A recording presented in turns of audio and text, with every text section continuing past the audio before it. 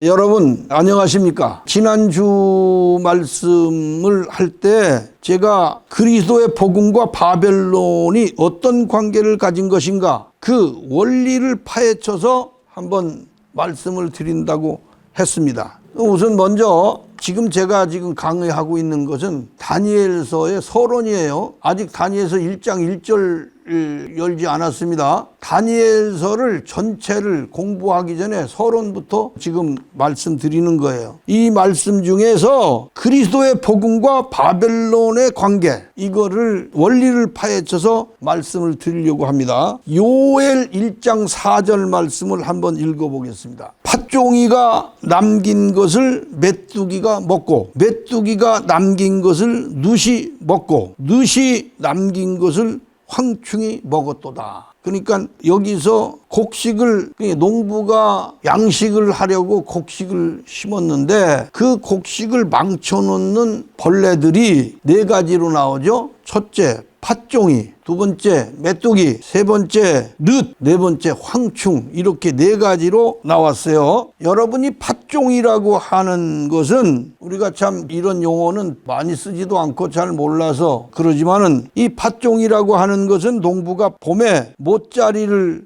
만들 때 모를 갉아먹는 조그만 벌레가 팥종이에요. 모판 때부터 이게 있어요. 이 조그만 벌레예요. 이것이 모가 자라면 메뚜기로 모습을 바꿔요. 여러분 그 곡식이 이제 익을만 하면 메뚜기가 그냥 팔딱팔딱 뛰어가지고, 저는 옛날 6.25 이전에 메뚜기를 많이 잡아서 이렇게 볶아 먹기도 하고 그랬어요. 근데 지금은 메뚜기가 없어요. 왜 그러냐면 아예 농약을 갖다가 모판 때부터 농부들이 모를 해놓고는 그 벼에다가 농약을 치기 때문에 농약 앞에서는 이런 거 다 죽으니까 지금은 그 메뚜기가 별로 없어요. 그래도 유기농을 하는 농법에는 그 메뚜기가 많아요.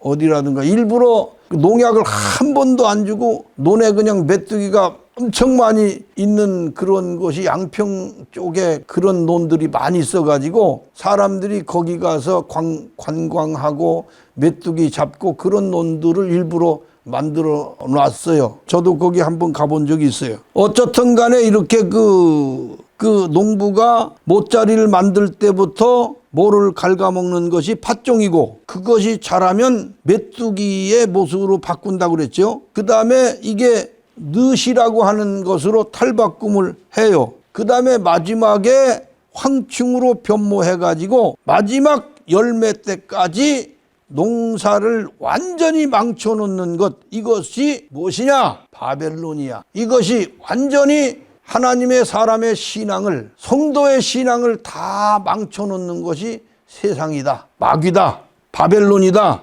이와 같이 바벨론은 유대민족을 점령해가지고 그 유대민족의 신앙을 핍박했고, 그러다가 바벨론이 국가 자체가 메데파사 동맹국에게 무너집니다. 그 메데파사 동맹국에게 무너지는데, 유대는 바벨론의 속국으로 있던 유대는 어떻게 되느냐? 유대는 메데파사로 넘어가죠. 그래, 메데파사가 한동안 강국으로 있다가 알렉산더, 30세도 안 된 알렉산더라고 하는 이 젊은 청년이 이끄는 그 헬라군에게 메데파사가 무너지는 거예요. 이렇게 헬라에게 무너지니까 그 바벨론에서 메데파사로 인계되었던 유대 민족들은 어디로 넘어가느냐? 헬라국의 손에 넘어가죠. 근데 이 헬라의 알렉산더가 죽고 33살인가에 죽어요. 알렉산더가. 그리고 나서 그 후에 로마가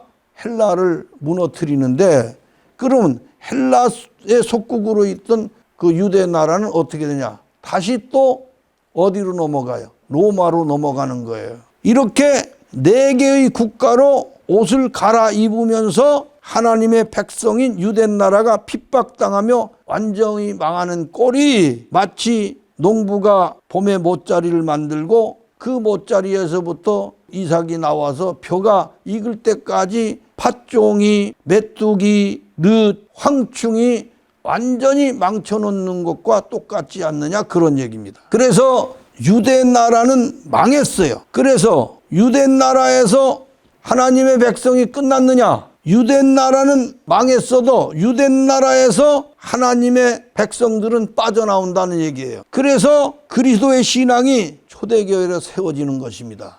그러니까 로마가 망하면서 유대 나라도 함께 로마에 속했던 유대 나라가 같이 망하느냐? 그 로마에서 빠져나와요. 누가? 예수님이 십자가에서 죽으심으로 그 물과 피를 흘리면서 죽으신 예수님의 희생과 사랑과 구원이 유대인들 속에서 무엇을 빼내느냐? 교회를 빠져나오게 해가지고 초대교회를 세워요. 그 초대교회를 세웠어요. 이제 초대교회가 세워진 그때부터는 하나님의 백성이라는 개념이 바꿔져요. 어떻게 바꿔지느냐? 예전에는 누구든지 하나님의 백성이 되려면 유대 나라에 가서 거기 들어가서 할례를 받고 유대 나라 율법을 지키면 하나님의 백성이 되었는데, 이제는 유대 나라가 망하고 없어졌잖아요. 이제 하나님의 백성이 되는 길이 완전히 없어진 것이 아니고, 그때부터는 하나님의 백성이 되는 길이 훨씬 쉬워진 것이다. 어떻게 쉬워졌느냐? 누구든지 교회에 들어와서 예수 교인이 되겠다고 하고 세례를 받고 예수 믿는다고 시작하면은 그때부터 하나님의 백성이 되고 인정받는 거다, 그런 얘기예요. 그러면 바벨론과 하나님 백성의 관계는 어떻게 되느냐? 그러면 하나님의 백성은 이제 빠져나와서 초대교회 교회로 빠져나와서 형성이 됐는데, 그럼 그동안 유대 나라를 집어삼켜가지고 망치고 핍박하고 죽이고 괴롭히던 그 유대 나라를 로마가 그렇게 했는데, 이제 로마도 망하고 로마에서 빠져나온 초대교회는 그러면 그 이제는 하나님의 백성을 망치던 그 세력이 완전히 없어졌느냐? 이것을 우리가 잘 알아야 돼요. 그러면 바벨론이라고 하는 하나님의 백성을 핍박하고 망하게 하던 마귀의 권세는 이제 끝났느냐? 아니죠. 왜?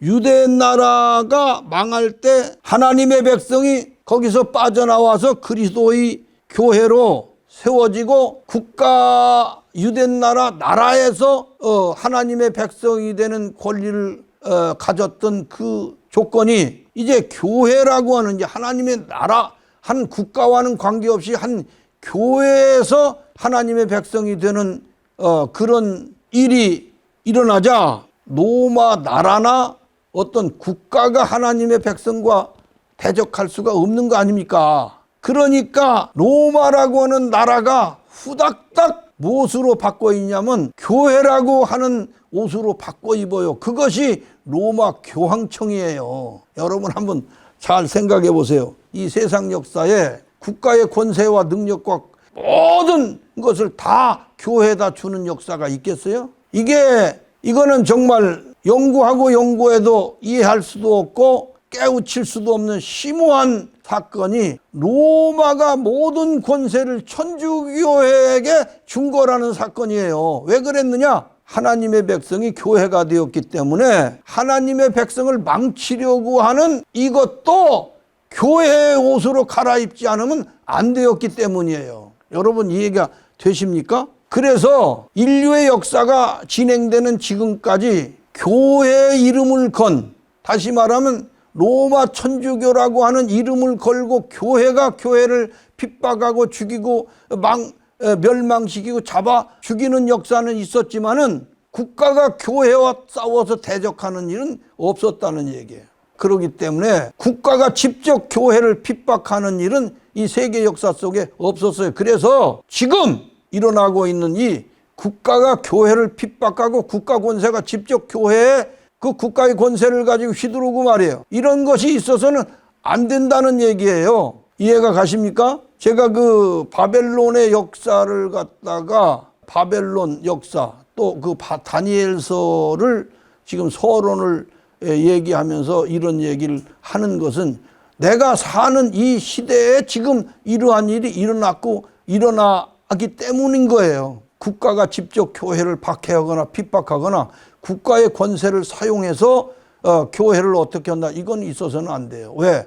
이거는 뭐 무슨 유엔이 어떻게 해준다든가 뭐 미국이 이게 아니에요. 하나님의 뜻 안에서 그 원리에서 볼 때 그건 아닌 거다 얘기예요. 하나님의 교회, 하나님의 사람들은 어떤 이단 교회가 분탕질하거나 핍박하거나 이렇게 할 수는 있어도 국가 권력으로 직접 나서 가지고 교회를 무너뜨리거나 쓸어버리거나 예배를 방해하는 일이 있어서는 안 된다는 것을 잠깐 얘기하는 것입니다. 오늘은 여기까지 얘기하고요. 그 다음 바벨론의 권세가 로마 법한권으로 바꿔지면서 생겼던 일들은 다음 시간으로 제가 이어서 말씀을 드릴 것입니다. 여러분 잘 경청해 주시면 이 시대를 분별하는 지혜가 생길 수가 있습니다. 감사합니다.